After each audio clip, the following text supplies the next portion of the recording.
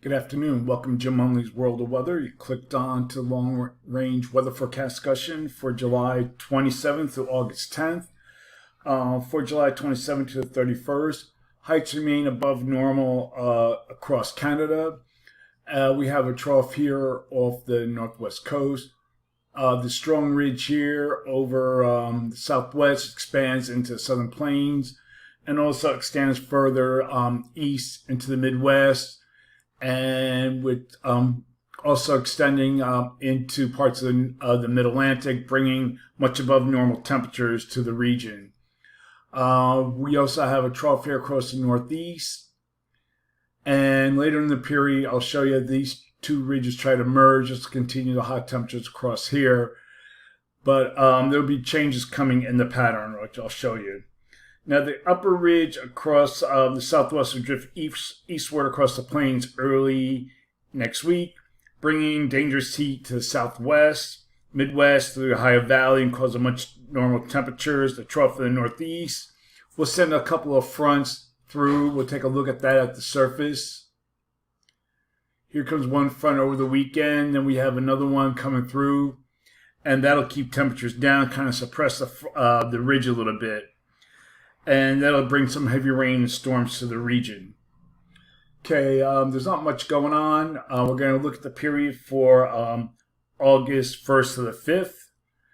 And you can see we have our trough here over the Northeast Pacific, extending into the Northwest. We have our strong ridge here. And as we go through the period, watch how these ridges try to merge. See how they emerge there? That'll keep the heat down across the south. I still have a trough here across the northeast, above normal heights across much of the west, the southern states, and Canada. So for this forecast period, I'm calling for above normal temperatures for much of this region here. And I'm calling for anomalies to be as high as 10 degrees above normal in some locations. And for precipitation, got to get the map because I was changing things around. For precipitation, I'm calling for below normal precipitation here. Probability of occurrence is near 35%. Above normal precipitation forecast for this region here. Probability of occurrence is near 35%. Look at the period for August 10th, 6th to the 10th. Again, little overall changes forecast. We still have our trough here, above normal heights here across Canada, our strong ridge here in the west. And we still have troughiness going on here across the northeast.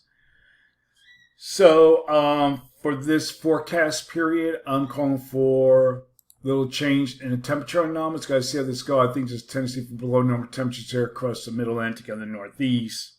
We'll see how that goes, but for now, I'm keeping it there. A little change in temperature anomalies from the previous period.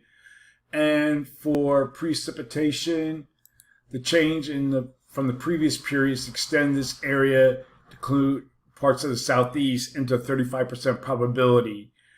So that's the long-range weather forecast discussion for July 27th to August 10th. Oh, and just one thing I want to say, just came in.